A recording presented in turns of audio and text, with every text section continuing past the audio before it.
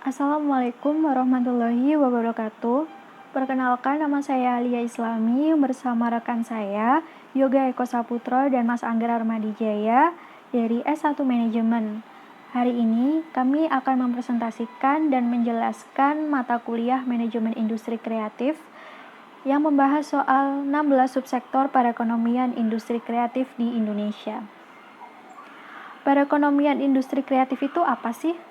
Nah, perekonomian industri kreatif pada era ekonomi baru yang intensifkan informasi serta kreativitas dengan cara mengedepankan ide serta pengetahuan dari sumber daya manusia sebagai faktor utama dalam kegiatan ekonominya. Istilah ekonomi kreatif ini muncul pada tahun 2001 yang telah dipopulerkan oleh John Hoskin. Lalu, ekonomi kreatif ini telah menghasilkan industri ekonomi yang disebut dengan industri kreatif.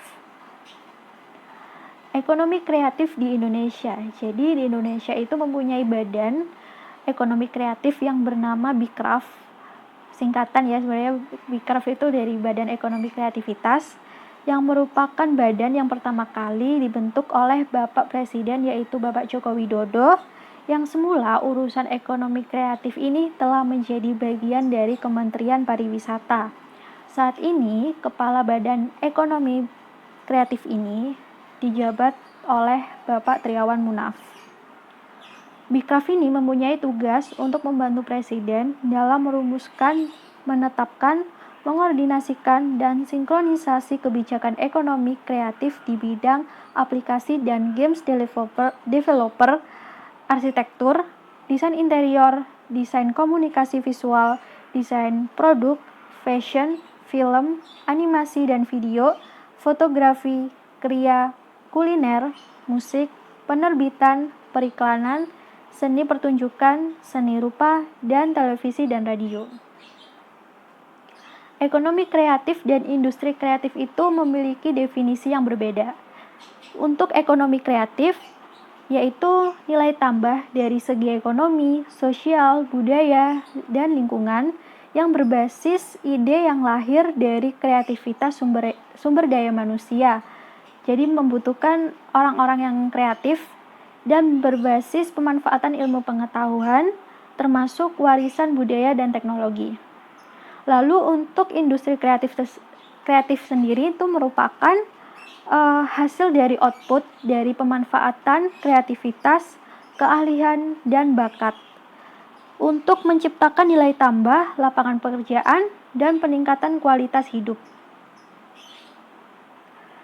Ekonomi kreatif itu dapat menghasilkan suatu ide, produk, komoditas, dan konten. Lalu mencari nilai tambah dan didesain pemasaran strategi baru, lalu ditingkatkan ekonomi kreatif nasional. Ada 5 pilar ekonomi kreatif. Yang pertama, sumber daya kreatif. Yang kedua, industri. Yang ketiga, pembiayaan. Yang keempat, pemasaran. Dan yang terakhir, teknologi dan infrastruktur. Lalu, hambatan apa saja sih perekonomian industri kreatif di Indonesia? Dari sumber jurnal Kajian Lemhanas RI, ada 8 hambatan. Yang pertama, kuantitas dan kualitas sumber daya insani yang membutuhkan perbaikan dan pengembangan. Yang kedua, kurangnya penghargaan atau apresiasi terhadap insan kreatif Indonesia. Yang ketiga, masih lemahnya dukungan pembiayaan konvensional. Yang keempat, belum adanya sinergi antara pelaku ekonomi kreatif dengan dunia usaha. Yang kelima, terbatasnya akses masyarakat terhadap informasi dan pasar dalam pengembangan industri. Yang keenam, kebijakan di tingkat pusat dan daerah yang kurang sinkron. Yang ketujuh, kurangnya perlindungan hak intelektual. Dan yang terakhir atau yang kedelapan, infrastruktur teknologi informasi yang belum kompetitif. Peluang ekonomi kreatif di Indonesia. Jadi ada beberapa peluang nih. Yang pertama, menciptakan lapangan pekerjaan dan mengentaskan kemiskinan. Jadi menghindari dari pengangguran. Dan yang kedua, pangsa pasar.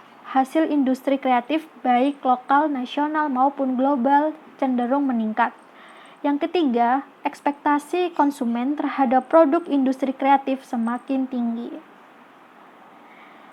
Ada beberapa manfaat industri kreatif di Indonesia. Yang pertama, inovasi baru yang semakin berkembang dan cepat. Yang kedua, membuka dan menambah lapangan pekerjaan. Yang ketiga, nilai dan kualitas suatu produk semakin meningkat. Yang keempat, manusia akan dituntut semakin kreatif. Yang kelima, persaingan yang kompetitif. Dan yang terakhir, pertumbuhan ekonomi semakin meningkat. Lalu ini ada ciri-ciri ekonomi industri kreatif. Yang pertama, adanya unsur utama yang meliputi kreativitas, talenta, keahlian, dan mempunyai nilai jual melalui penawaran kreasi intelektual. Dan yang kedua, produk yang dihasilkan mempunyai siklus hidup yang singkat, tetapi mempunyai margin yang tinggi, persaingan tinggi, beraneka ragam, serta dapat ditiru. Industri kreatif terdiri dari penyediaan produk kreativitas yang langsung ke pelanggan atau konsumen, serta pendukung terciptanya nilai kreatif di sektor yang lain, tetapi berhubungan dengan pelanggan. Yang keempat, dibutuhkan adanya kerjasama yang baik di antara berbagai pihak yang memiliki peran dalam industri kreatif, seperti dunia usaha, kaum intelektual, serta pemerintah. Industri kreatif merupakan ekonomi yang berbasis pada gagasan dan ide. Lalu yang keenam, pengembangan industri kreatif tidak ada batasannya, serta bisa ditetapkan di bidang usaha lain. Dan yang terakhir atau yang ketujuh, konsepnya bersifat relatif. Di sini saya melanjutkan presentasi kelompok kami, yaitu mengapa ekonomi kreatif. Yang pertama ada cita dan identitas bangsa. Itu pada dasarnya ada pariwisata atau ikon, yang kedua ada nasional atau pembangunan, yang ketiga ada budaya atau warisan dan nilai lokal. Dan dampak sosialnya itu ada kualitas hidup atau pemerataan, yang kedua ada kesejahteraan dan peningkatan, yang ketiga adalah toleransi sosial. Dan yang selanjutnya dari dampak sosial itu ada sumber daya terbaru, yaitu berbasis pengetahuan atau komunitas. Dan selanjutnya akan dilanjutkan oleh inovasi dan kreativitas, yaitu ada ide gagasan atau penciptaan nilai. Selanjutnya ada kontribusi ekonomi, yaitu menciptakan lapangan pekerjaan baru.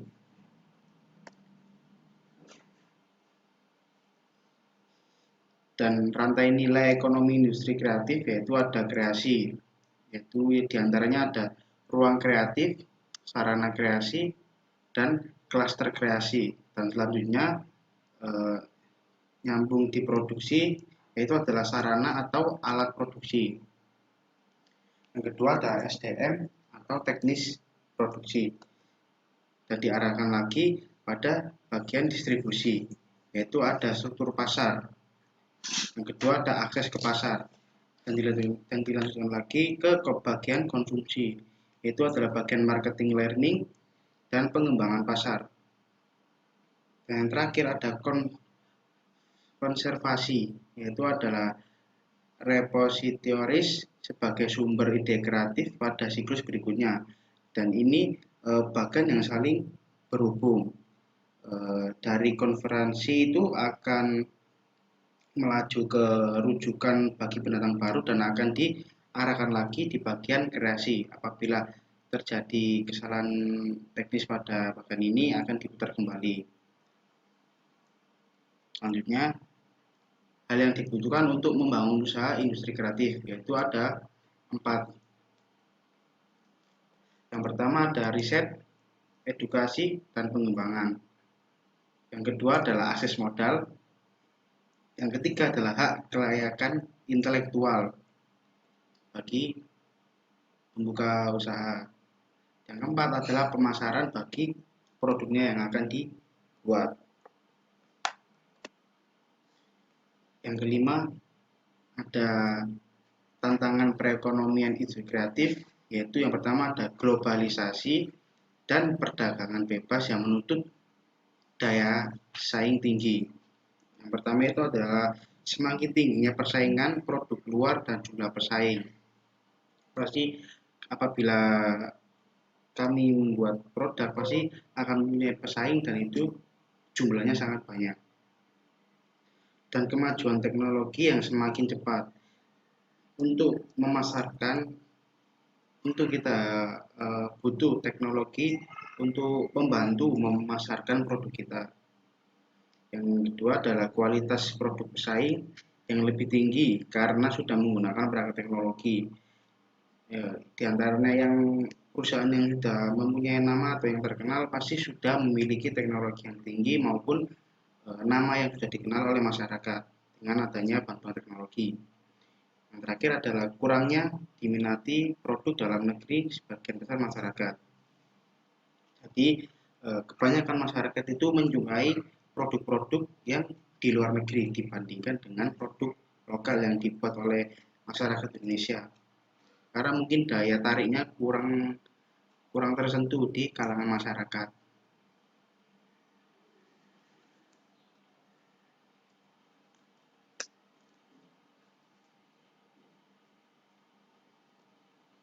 Ya, selanjutnya ini ada 16 subsektor.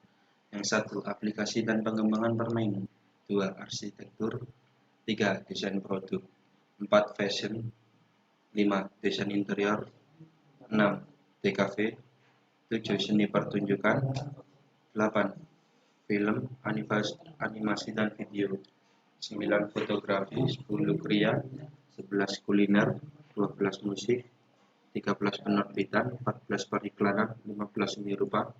Dan terakhir TV dan radio. Ya, di sini ada empat prinsip pengembangan ekonomi kreatif Indonesia.